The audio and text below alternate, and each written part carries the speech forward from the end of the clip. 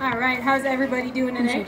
Super. All right, well, for those of you that haven't met me, my name is Callie. I'm one of the zookeepers here at Alligator Adventure, and I'm going to be your hostess for this live feeding show. I'm going to be feeding these guys for you, as well as telling you guys some really cool facts about them. But before that happens, I do have to go over some very important rules.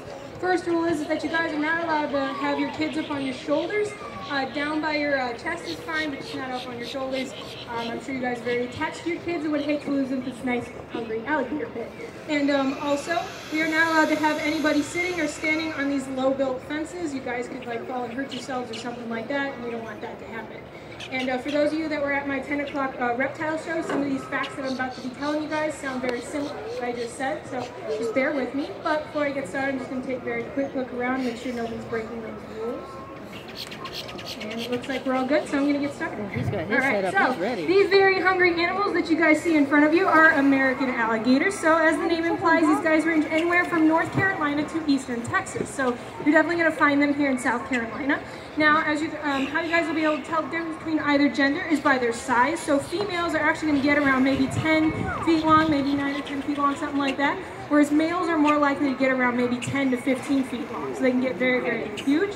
Now, American alligators are actually not the only species of alligator found in the world. There's actually Chinese alligators as well.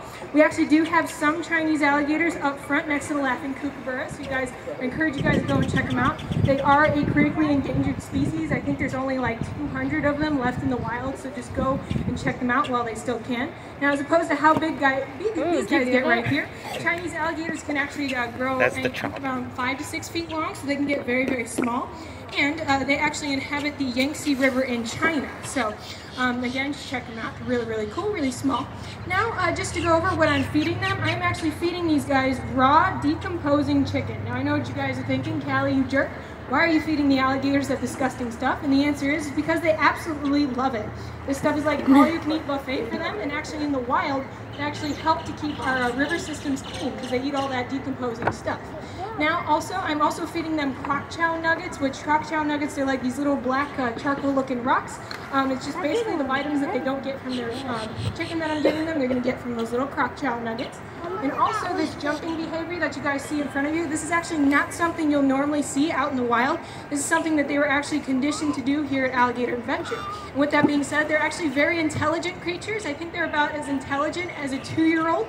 So they can actually recognize faces, places where they can get fed, as well as simple things like jumping and all that stuff. If I jump, I'm going to get more food. Now, also what you guys may be noticing is not all of these guys are jumping for this food. I assure you they're not sick or anything like that. They're just not hungry. So alligators are actually opportunistic feeders. So what that means is that the hungry ones, like all these guys right here, are going to be jumping for all this chicken, and not as hungry ones like these little guys over here. They're just going to chill out and wait for that food to come to them. So, even though they're not hungry, they'll actually still go after it. So if I go and toss chicken over there, they'll actually still eat it.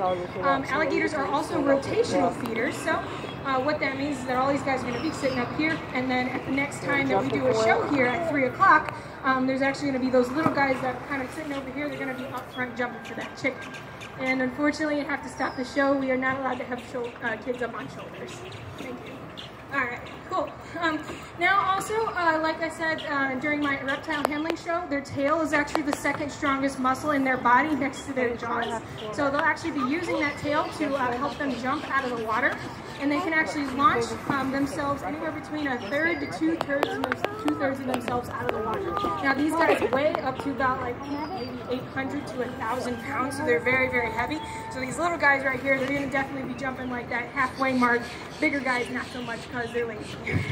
Now also, I'm only feeding all these guys right here this small bucket of chicken, and that's actually because they actually have a metabolism that's very, very slow compared to ours. So they actually need about only maybe 70 to 80 pounds of meat in 1 year in order to survive, whereas for us humans, we need about 200 pounds of meat in order to survive, and that's not including all of the food that we eat. So these guys, how their metabolism works is they actually conserve about 80% of the energy that they get from their food, and then they only use up about 20% of that. Whereas for us humans, we actually use up 80% of the energy that we get from our food, and then we only conserve 20% of it. That's why we are constantly needing to eat. And also their stomach acid is really, really cool. So these guys have a stomach acid with a pH of less than 2, which is very close to hydrochloric acid. And That's why they can digest their food within 1 to 2 days. But if they were to try to digest us, it would take them anywhere from 13 to 100 days to digest us because of our bone marrow. So if you guys are thinking that this is a good place to hide a dead body, don't do it, you'll get caught. Now, also, I know what I'm doing looks really, really fun, and believe me it is, but if you guys are caught outside of this park doing what I'm doing, it can result in a very hefty jail fine as well as even jail time. So just be sure if you guys do see these guys out in the wild, just avoid them at all costs. They are more afraid of us than we are of them.